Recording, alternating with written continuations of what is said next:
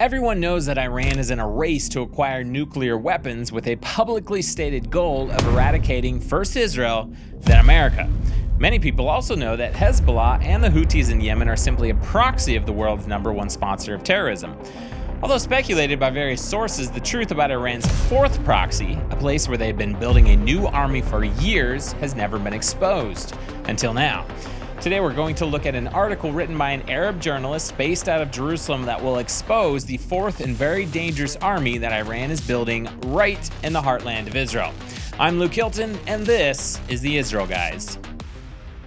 Welcome to the Israel Guys, where we believe that in a world of anti-Israel propaganda and Jew hatred, you should have a direct connection to the land and people of Israel. Coming to you live from the Mount of Blessing, Har Bracha, deep in Israel's biblical heartland, northern heartland, where you might have been hearing some headlines this week. If you watched yesterday's show, you know the IDF is currently in the midst of the largest counterterrorism operation that they've conducted in Samaria, in Judea and Samaria, in 20 years, and might have to do with today's topic. Guys, if you haven't done so yet, make sure to hit subscribe, hit those notifications.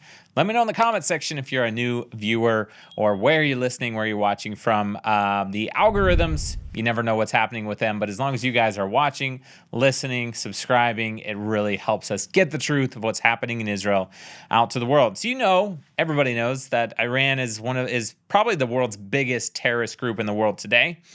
And not only have they publicly stated that they want to kill Israel and wipe the Jewish nation off the face of the map, but they've also said death to America. Basically, first wipe out the little Satan and then move to the big Satan, right? Israel and America. And they've said that over and over again publicly.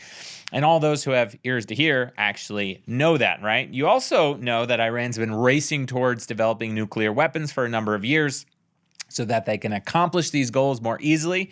And honestly, the only reason why Iran does not have nuclear weapons right now is probably because of Israel, even though they officially or unofficially may have not taken responsibility for some of these things. Israel is probably the only reason that Iran does not have nuclear weapons right now, because their programs have been stalled or slowed by targeted assassination of scientists or high-ranking Iranian commanders, or strange explosions at deep nuclear sites, strange fires breaking out, those types of things. Even though it's also public knowledge that Hezbollah is a Iranian-funded, backed, and organized and supplied by Iran terrorist group, most people probably couldn't, if you stopped someone in the street and asked them that a year ago, they might not have known that Hezbollah had any connection to Iran, right? Well, now, since October 7th, since Israel has been waging war with Lebanon, and yes, they are at war with Lebanon, even though, the headlines might not officially say that they're at war with Lebanon, a lot more people know now that Hezbollah is Iran's biggest proxy, massive military that's operating inside Lebanon against Israel. It's just an Iranian-funded and backed and trained and supplied proxy army, right? Probably even less people know that the Houthis in Yemen, and even though they're kind of a laughable terrorist group at times because they're so backwards and third world in their military and their weapons and their training and just their hilarious videos that are shot on old iPhones and those types of things. And but they're still also a proxy of Iran. So that's three that we've named right now. Most people don't know, however, that Iran has a fourth proxy.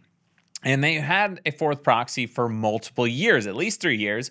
Not only that, but they've been smuggling weapons through this proxy or into this proxy. And it's right here in our backyard, right outside the studio where I'm sitting right now, possibly why the IDF is conducting the largest counterterrorism operation in northern Samaria in more than 2 decades. They've been organizing, training, probably funding, and arming this proxy army that is now operating inside Judea and Samaria, falsely known as the West Bank. I want to look at an article out of the Gatestone Institute. It's by a Arab journalist named Khaled Abu Toameh, and if you look on his X bio, it says he's a Palestinian affairs correspondent and analyst. So he's a self-proclaimed Palestinian based out of Jerusalem. From everything I can tell, he's very he tells the truth. And amazingly, a journalist that actually knows what's going on, and he's telling the truth of what's happening, even if he's an Arab journalist telling the truth about these terrorist organizations. So I want to read the first paragraph of this article. It starts off with the following. Quote, armed and funded by Iran, the battalions whose members are affiliated with PIJ, that's Palestinian Islamic Jihad, Hamas, and the ruling Fatah faction, headed by the Palestinian Authority, President Mahmoud Abbas, began operating in the northern West Bank more than 3 years ago. And then the article goes to quote Jonathan Spire, who is a journalist and an expert on radical Islamic groups, I believe based out of the UK, from an article in the Jerusalem Post from July of this year, so just a couple of months ago. And he said, quote, Iran seeks as a strategic objective to surround Israel with a crescent of active fronts maintained by Iran and supported by Islamic client militias. As part of this, the regime, the Iranian regime, is seeking to find a way to add an eastern component to this crescent through Jordan to the West Bank. Okay, remember the West Bank, Judea and Samaria borders their border between them and Israel, or them and Jordan, is the Jordan River, right? He goes on to say, quote, Tehran has succeeded in establishing and maintaining an arms route in which military material brought from Iran into Lebanon is then transported across the Syrian-Lebanese border via Jordan into the West Bank. The maintenance of this route is of strategic importance to Iran. It is intended over time to flood the West Bank with weaponry and by so doing to eventually make this area a third front in the ongoing long war against Israel. So I don't know if you caught all that, but what we have going on here is, 10 years ago, if you asked me, I probably said, yeah, Iran's trying to create and develop nuclear weapons. They want to destroy Israel and America. Probably couldn't have told you anything else that Iran's doing, right, outside of the country of Iran. Today, what we have going on, hundreds of thousands of missiles and rockets and a state-of-the-art backed and funded and organized and trained army is operating in Lebanon called Hezbollah. And then we have Houthis in Yemen. We have Iran still developing nuclear weapons, directly attacking Israel, and even right now still threatening to attack Israel once again. Not only that, Iran is now smuggling weapons and military armaments through Lebanon, across the Syrian border, into Jordan, and from Jordan into Judea and Samaria, across the Jordanian-Israeli border. Now, for the last few years, I have heard kind of like rumors. I've heard different experts talk about how Iran is operating in Judea and Samaria, and I knew it to be true, but I never saw like the details and the concrete evidence, right? Now we know, coming from a Palestinian affairs and analyst journalist, from Jerusalem here, someone that understands the Arab culture, speaks the language, knows what's happening, boots on the ground, is exposing this, that Iran is now operating in Judea and Samaria, has been for several years, and they actually have built it up to where they have a small army with weapons straight from Iran. And You've seen in this past year that terrorist attacks have increased, not just in Judea and Samaria, but in other parts of Israel. Just last week, we had a terrorist from Shechem, which is just below the hill outside of the studio here, also known as Nablus, go to Tel Aviv. He's planning to blow himself up in the middle of Tel Aviv, right? Guess what happens? His bomb prematurely explodes, and by the hand of God, he's the only one that dies, right? Possibly part of this Iranian-backed and funded army, right? But if you've been following the news, you know that these terrorist attacks have not just been happening inside the West Bank or Judea and Samaria. Terrorist attacks on a larger scale are happening more and more outside Judea and Samaria, in Tel Aviv and Haifa and Beersheba, across the state of Israel right now. There might be a larger number of terrorist attacks happening in Judea and Samaria, but the bombings, the attempted suicide bombings, the knife attacks, shootings, things like that, a lot of those are happening in what we call Israel proper, whereas you still have rock attacks, Molotov cocktails, car rammings, attempted stabbings, and things like that happening inside Judea and Samaria. Today, I want to tell you about a fascinating way to connect with the land of Israel like never before. You hear about Israel in the news, but how much do you know about its geography and topography? Israel 365 presents the incredible 3D maps of modern and biblical Israel. These raised relief maps are detailed, showing every city, road, river, mountain, and valley. Imagine tracing your fingers from Mount Hermon to the Red Sea, feeling the terrain that's been central to so many biblical stories. The 3D map of biblical Israel is a game changer for anyone serious about Bible study. It brings the topography of biblical times to life, showcasing where King David wandered, where he penned psalms, and where he fought battles. It's like a visual encyclopedia of the Bible, helping you appreciate the historical and spiritual context of its events. They make a meaningful gift for any occasion and are perfect for community centers, libraries, classrooms, churches, and homes. Whether you're an educator, a student, or just someone passionate about the Holy Land, these maps will deepen your understanding and appreciation of Israel's rich heritage. Don't miss out on this opportunity to truly experience the land of Israel. Click the link in the description below to get your own 3D maps of modern and biblical Israel today. So not only is Iran operating in Judea and Samaria, but they're basically providing funding, training, and weapons to not just a certain group of people, but to any willing and able terrorist. We're talking about anyone that's operating under Fatah, which is the terrorist group controlling the Palestinian Authority. We're talking about Hamas, which, yes, is operating and is very popular in Judea and Samaria, and Palestinian Islamic Jihad, which it might not be as well known, but they're basically the third terrorist entity operating in the Gaza Strip and in Judea and Samaria. Iran is funding and providing arms to all of these groups who are now forming these, what they're calling battalions in Judea and Samaria, probably a lot here in the northern Samaria, which the IDF is operating against right now. Now, there's a lot of discussion about Palestinian Authority Chairman Mahmoud Abbas going to visit Gaza soon because he's bound and determined to go to the Gaza Strip for himself because he sees Fatah and the Palestinian Authority as taking over the Gaza Strip the day after the war with Hamas ends, right? He recently said this at a conference in Turkey. Quote, "I've decided to head with all members of the Palestinian Authority to the Gaza Strip, and I will work with all my energy to be with our people as our lives are not more precious than the life of any Palestinian child." Now, the Palestinian Authority has already contacted and reached out to the political bureau of Hamas, which is almost non-existent because their leaders keep dying, whether mysteriously or not so mysteriously, right? And there's hardly anybody left in Hamas to even talk to, but he reached out to the political bureau to talk about the PA and Fatah returning to the Gaza Strip. They've set up committees, they've had meetings, they've appointed leaders to head this new project. PA and the leadership of Fatah returns to the Gaza Strip, which, as you might remember, they were kicked out of in 2007 after a very bloody uprising when Hamas kicked Fatah out. They tried to assassinate Mahmoud Abbas, and that's when Hamas took over ruling the Gaza Strip, right? But a lot of the world has been speculating because if Israel is not going to remain in the Gaza Strip, which obviously the entire world is going to pressure them to not remain there, right, after the war is over, there's nobody else that could take over except for the Palestinian Authority. Now, if Hamas remains in any way, shape, or form, I'm guessing that Fatah will not be able to take over the Gaza Strip. Also, Israel would have to basically allow them to do that because the Gaza Strip and Judea and Samaria are not even connected geographically, right? Israel basically needs to give them permission to go to visit the Gaza Strip. Ultimately, Israel has the decision on the security control and control in general of Gaza, and obviously they're not going to allow any form of terrorism, any form of Hamas, and if Fatah proves themselves to be even more terrorist than they already have, hopefully Israel won't allow that either. A bigger problem with the Palestinian Authority controlling the Gaza Strip is that even though they have deluded much of the world into believing that they are the moderates in this story, when you have Hamas, PIJ, and Fatah, the most of the world thinks Fatah is like the moderate group, right?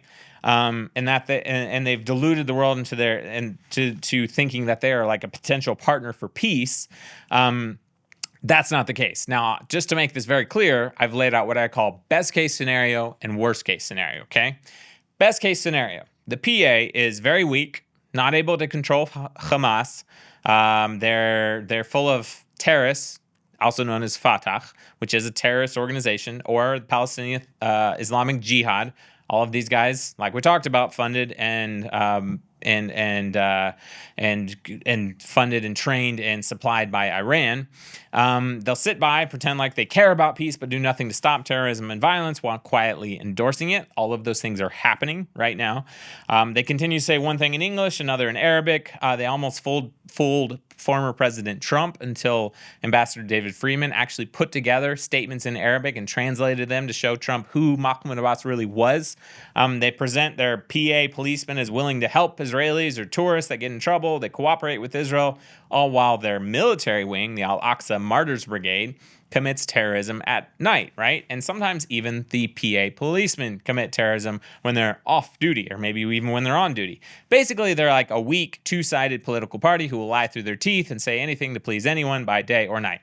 Best case scenario from the PA, right? Especially if they're going to rule the Gaza Strip or continue ruling Judea and Samaria. Worst case scenario, the PA pays even more money to terrorists. I believe right now they're paying over $100 million a year to terrorists in Israeli prisons and their families. They will allow Iran to come in even more than they already have and completely infiltrate Fatah, Hamas, and PIJ, Judea and Samaria, and create even a bigger and more well-funded and more well-equipped army, Judea and Samaria.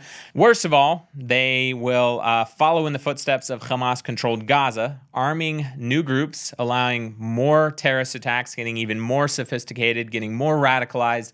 And one day, with the help of Iran, operating in Judea and Samaria, there will be an October 7th, except it could be 10 times, 100 times worse than what happened last year in 2023 in Israel's biblical heartland.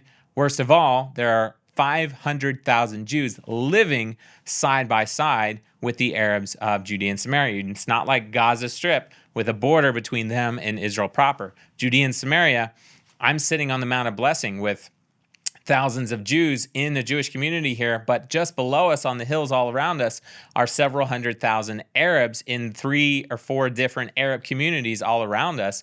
If an army from Iran moves into these communities and then gets more sophisticated and organized and officially backed by the Palestinian Authority, then October 7th could be much worse happening right here.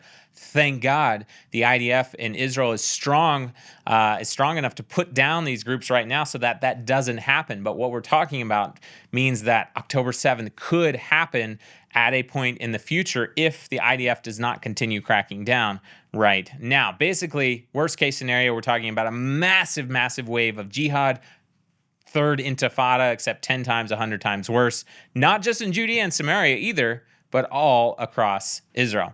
Now, you probably know, we talked about the IDF is currently engaged in their largest counterterrorism operation in 20 years in Judea and Samaria, with good reason, because besides all of these things like Iran moving in, Palestinian Authority still quietly endorsing terrorism, you also have Hamas leader Khaled Mashal saying at a conference in Istanbul, quote, "Resistance operations in the West Bank are escalating despite the harsh conditions. We want to return to martyrdom operations. This is a situation that can only be addressed by open conflict."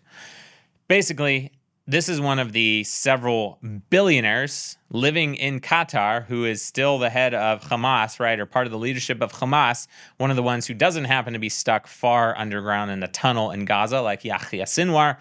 By the way, he's never going to set foot in Israel, Judea and Samaria, Gaza anytime soon because he knows he would be eliminated by Israel the minute that he did so. He's very happy to enjoy his billions of dollars, not millions, billions of dollars, living in luxury, a life of luxury in Qatar, while attending conferences in Istanbul and encouraging the Palestinian cause to return to martyrdom in Judea and Samaria, right? That's what's happening right now. These leaders are not willing to sacrifice themselves. Yahya Sinwar is reportedly hiding with about 20 hostages deep underground in Gaza, 20 of the Israeli hostages, using them as human shields. Pretty sure that's an international crime. That's a war crime. And he should be eliminated by Israel today. Obviously, they're going to do everything they can to keep the hostages safe and bring them home. Guys, in conclusion, if the world has their way and a Palestinian state is created, you not only have to think about Hamas, Fatah, and Palestinian Islamic Jihad in Judea and Samaria, the Gaza Strip, etc., also Israel proper, by the way, but you have to think about how Israel now has to contend with an independent army from all of these groups coming together to form battalions that are funded and backed and supplied and organized by the world's #1 sponsor of terror, Iran. Guys, don't forget to check out the amazing and beautiful IDF maps. You can click the link in the description below to get yours today and support some amazing causes here in Israel. Let me know what you think about today's topic in the comment section below. As always, stop listening to the lies and propaganda and connect with the truth of what's happening in Israel. We'll be back very soon here at the Israel Guys.